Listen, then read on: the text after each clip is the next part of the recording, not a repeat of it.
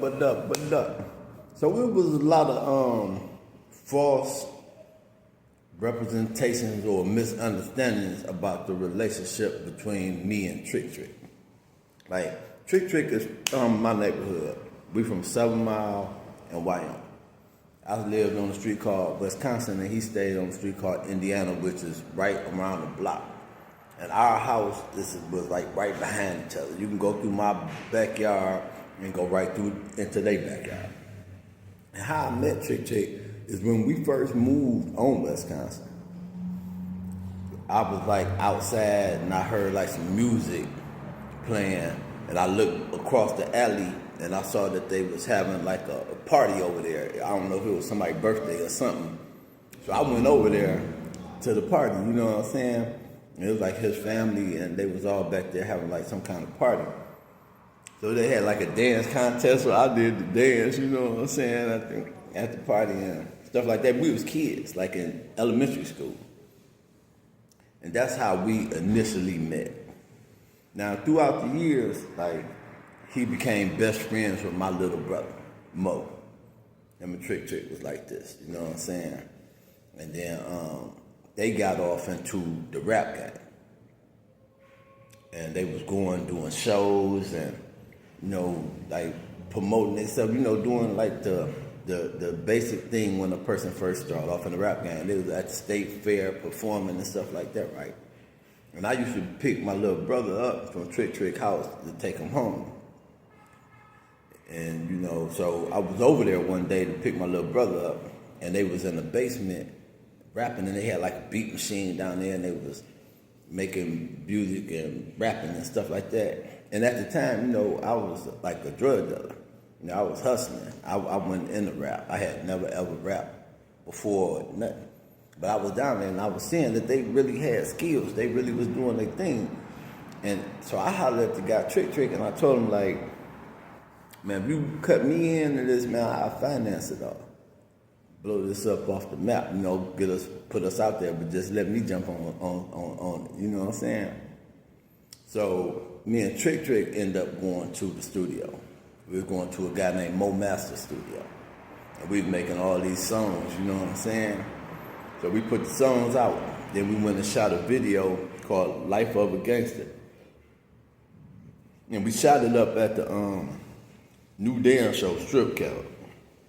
Like, we was the first ones to shoot a rap video in the strip club. We was the first one to start making it rain on females, throwing money in there and all of that. We the first ones to do that. So we do that. We put the tape out. Then we had it played on something called the New Dance Show. You know, New Dance Show, they gave us a commercial. They blew us up on the New Dance Show and everything. Yeah, and then so that's how me and Trick Trick first got connected. You know what I'm saying? We met, like, we really started bonded from his relationship with my little brother. Then we got off into the music thing. You know what I'm saying? Now, we fell out. And this is the controversial part, and this is the part that the streets speak in Detroit on 7 Mile speak of the most. We fell out because, and I admit, it was basically my fault. Because after we shot the video and made the video,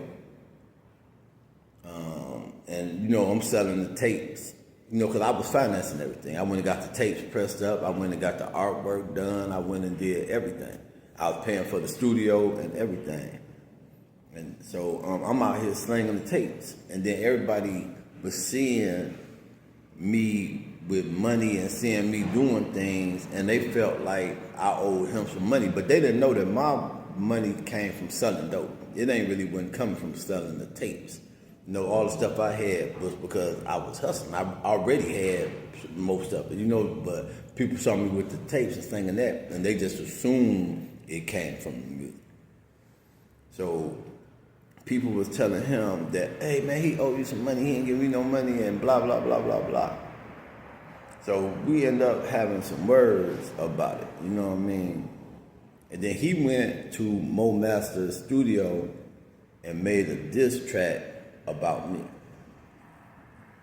So Mo Master called me, and said, "Hey, Trick just left, man. He made a song about it, like calling you bitches and hoes and all kind of shit on the song, right?" I was like, "What?" He's like, "Yeah, man. He just left, man. He just made a whole song like dogging you out." So I said, "Well, let me hear that shit." And I heard it like, "Mark, you bitch." This is what he said on the song, you know. So I say, "Man, dude, send me a copy of that because, you know, I don't want people in the hood saying that I'm bugging out and I'm doing this, and because they be thinking like I'm just want to get into some drama with people because I be having a lot of beef." And I was telling them like, "No, I need something to show everybody in the hood that I didn't start this. I'm not picking on him. He really made the song cussing me out, right?" So boom, Mo Master give me a copy of the song he made. So first thing I did was I called my homeboy Click, and I played it and let Click hear. And I told him, I said, "Man, this old boy just went and made a song. I was like, I'm listen to it, and then you let me know that he calling me a bitch, so you don't say that I'm tripping and trying to start no shit." So I played the song for him, and he's like, "Mark, you bitch," on the song, right? And Click laughing, like, yeah, he dissing you on the song, called you bitch.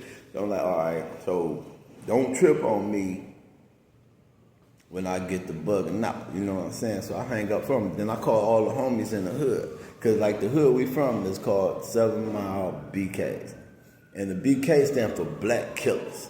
It's not like a Los Angeles gang or a Chicago gang where you got Bloods and Crips or Gangster Disciples and Vice Lords, stuff like that. Our neighborhood is called Black Killers. That's what the BK stand for. It's not a disrespect to nobody. It's just Black Killers, and it's not. Don't mean that we kill black people. It means that we black people that'll kill your ass if you cross that land. You know what I'm saying? Like in our game, you have to catch a body to be in it. You have to be a black killer to be in this game. Like, it ain't no ifs, ands, or buts about it. You want to be in it, you got to go put in some work so we can see that you about it. You know what I'm saying? Because this murder for hire. We ain't fighting over colors or streets or nothing like that. You know, you put a price, you got some money, you need some work done, we got you. You see what I'm saying? So, boom. So I call all the homies to come to my house. So everybody come through. We in my house like 20 deep. I'm playing the song for him. I played the song over and over and over and over like 100 times. "Mark, you bitch." Then I rewind it. "Mark, you bitch." So they in there laughing, we drinking and we smoking, you know what I'm saying? Everybody like, "Man, play that shit again. Mark, you bitch," you know what I'm saying?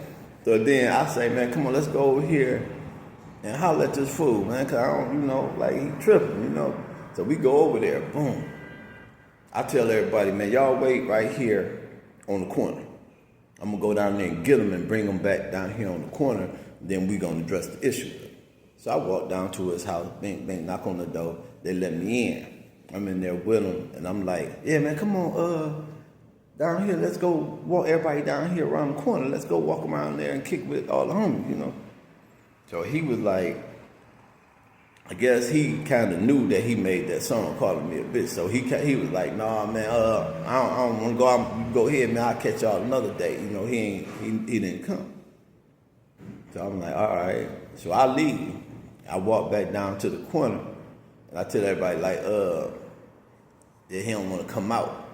So they like, "Man, shit, let's run up in that bitch." And then so I'm like, "Shit, come on, let's go." So we walk back down there, boom, kick the door in, boom, run up in there, right?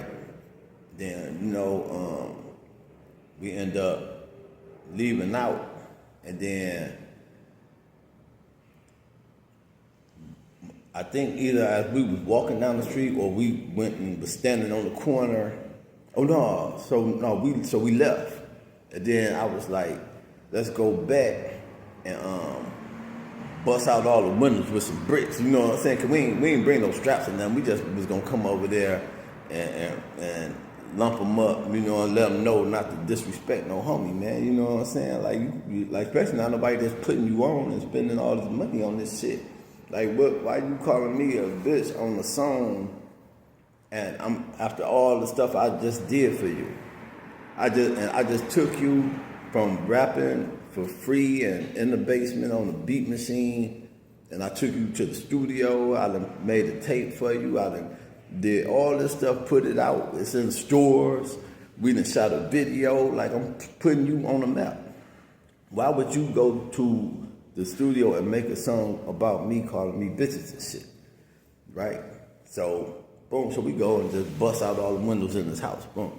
So he come running out with a gun. Cause Trick ain't no hoe or nothing. Don't think I'm saying like he no hoe type nigga or nothing. No, he came out with a gun, you know, and was shooting, bah. But so everybody, you know, had running and ducking, cause we ain't bring no guns.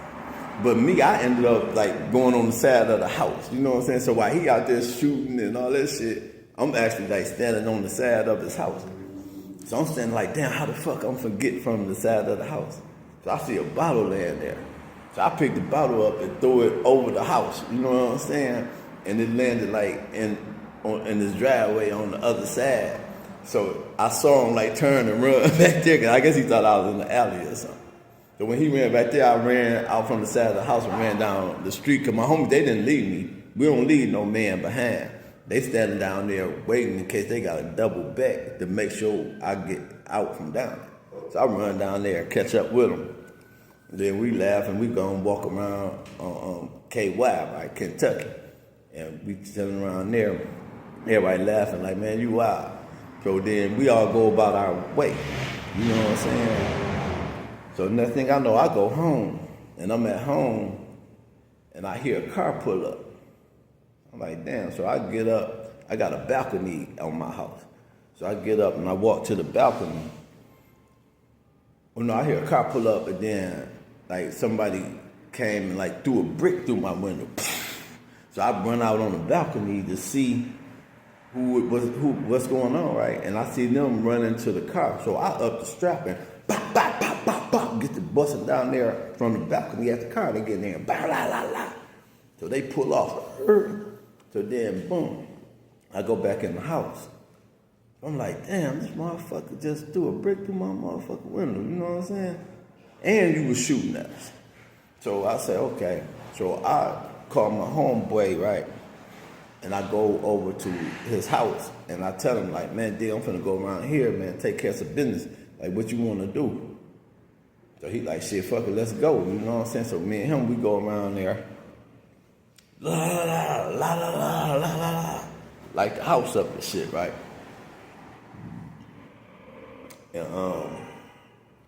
And then that basically was what happened between me and him, and then we fell out. We never like dealt with each other ever again since, you know, like we'd see each other or whatever, but we didn't really fuck with each other. Now, I ended up going to prison for assault with intent to commit murder against 2 Detroit police officers. But after I get out of prison, you know, he done blew up while I was in prison and became Trick, you know, the big time infamous rapper. He done like ran Rick Ross up out of Detroit. He done got into it with Trick Daddy. You know, he done really came up doing this thing, you know. He's known as the big bad motherfucker up in Detroit, you know what I'm saying? So I come home and it's that. So I end up like becoming friends, you know, real cool with Delicious. And at the time, she was like hosting at a strip club called the King of Diamonds. So I used to go to the King of Diamonds and be hanging out with Delicious, you know what I'm saying? And then, you know, Trick and them used to be coming up there too. And then her and Trick was cool too, you know what I'm saying? So we end up meeting each other up there at the Brass Key one night. I mean, at the King of Diamonds one night. And we know we had drinks and shit, squashed our little beef, and became cool, you know what I'm saying? We squashed that shit and got back cool, because this was actually, you know, the homie from the hood, you know what I mean? So we squashed that shit and got back cool, and that's what a lot of people don't know, that we actually squashed our beef and became friends again. You know, that's them homie. We didn't hang because you can't hang with somebody you fell out with.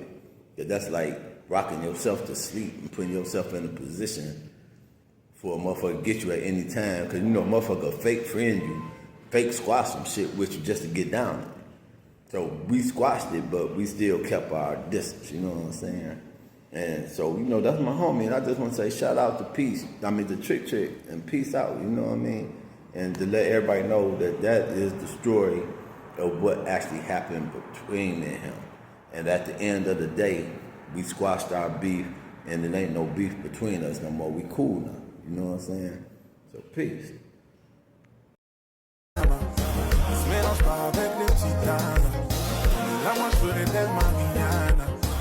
Toujours sexy même dans son pyjama.